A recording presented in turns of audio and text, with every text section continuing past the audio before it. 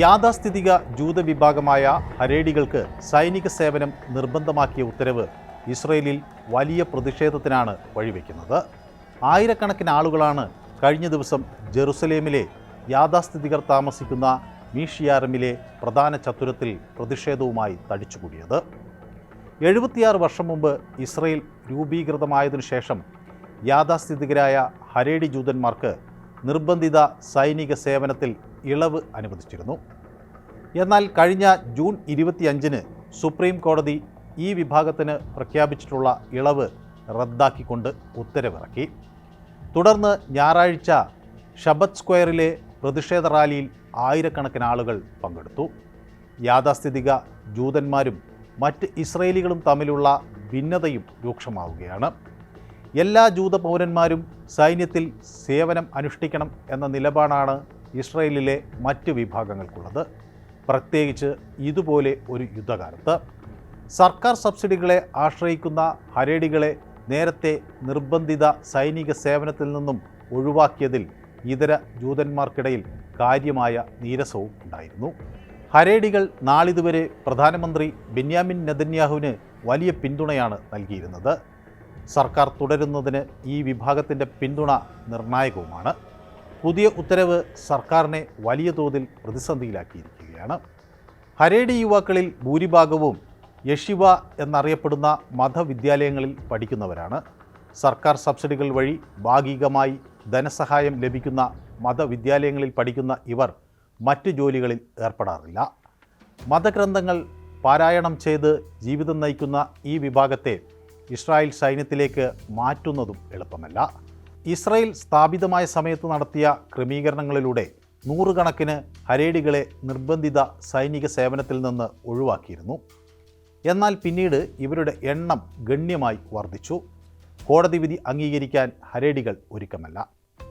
Israel രാഷ്ട്രത്തിൻ്റെ തുടക്കം മുതൽ ഞങ്ങൾ ലിസ്റ്റിൽ ഉൾപ്പെട്ടിട്ടില്ല.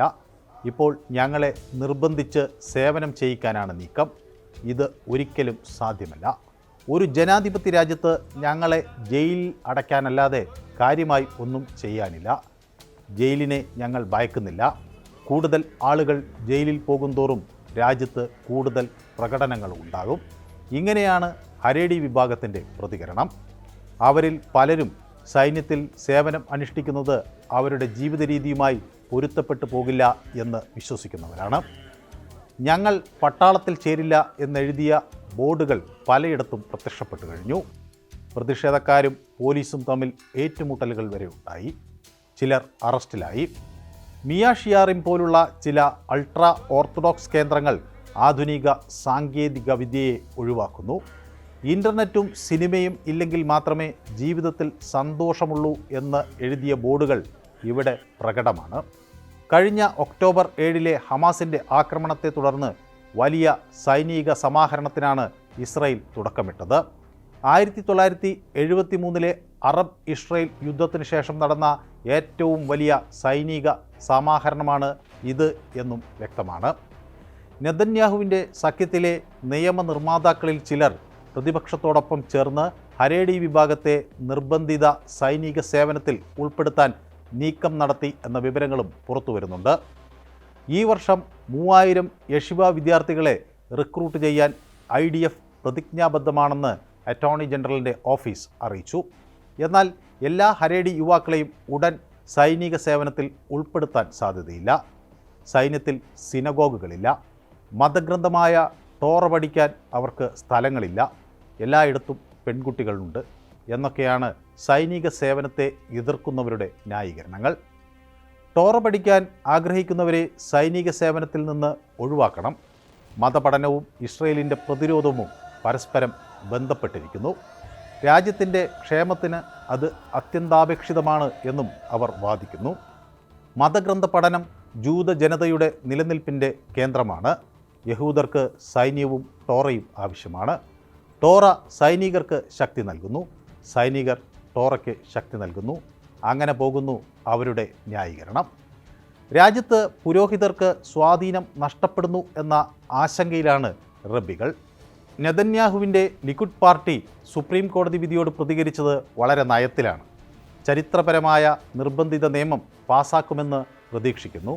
അത് അൾട്രാ ഓർത്തഡോക്സ് യുവാക്കളുടെ റിക്രൂട്ട്മെൻറ്റ് നിരക്കുകൾ ഗണ്യമായി വർദ്ധിപ്പിക്കും. എന്നാൽ ടോറ പഠനത്തിൻ്റെ പ്രാധാന്യം സർക്കാർ തിരിച്ചറിയുന്നു. യഷിവ വിദ്യാർത്ഥികൾക്ക് ഈ ഇളവ് തുടരും. ഇങ്ങനെയാണ് ലിക്കുഡ് പാർട്ടി അവിടെയും ഇവിടെയും തൊടാതെ നിലപാട് വ്യക്തമാക്കിയത്. അതിനിടയിൽ ഗസയിൽ യുദ്ധദുരിതം തുടരുകയാണ്. ഗസയിലെ രണ്ടാമത്തെ വലിയ നഗരമായ ഖാൻ യൂനിസിലെ കിഴക്കൻ പ്രദേശങ്ങളിൽ ഇസ്രായേൽ സൈന്യം അടിയന്തരമായി ഒഴിപ്പിക്കൽ നടപടി തുടരുകയാണ്. ഇത് പാലസ്തീനിയൻ സിവിലിയന്മാരെ വലിയ ദുരിതത്തിലാണ് ആഴ്ത്തിയിരിക്കുന്നത്. ഇവിടെ ഇസ്രായേൽ സൈന്യം നടത്തിയ ഷെല്ലാക്രമണത്തെ തുടർന്ന് ഒരാൾ കൊല്ലപ്പെടുകയും 6 പേർക്ക് പരിക്കേൽക്കുകയും ചെയ്തു എന്നാണ് പ്രാദേശിക റിപ്പോർട്ടുകൾ. ഗാസ മുനമ്പിൻ്റെ തെക്കുഭാഗത്തുള്ള റഫയിലും വടക്കൻ ഗസ നഗരത്തിലെ ഷുജയുടെ പരിസര പ്രദേശത്തും ഇസ്രായേലി ടാങ്കുകൾ ഉഗ്രമായ പോരാട്ടം നടത്തുകയാണ്. ഒക്ടോബർ 7 മുതൽ ഗസയ്ക്കെതിരായ ഇസ്രായേൽ യുദ്ധത്തിൽ ഏതാണ്ട് 40,000-ഓളം പേർ കൊല്ലപ്പെട്ടു. 80,000-ഓളം പേർക്ക് പരിക്കേൽക്കുകയും ചെയ്തു.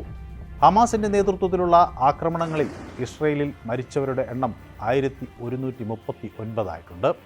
ഡസൻ കണക്കിന് ആളുകൾ ഇപ്പോഴും ഗസയിൽ ബന്ദികളാണ്.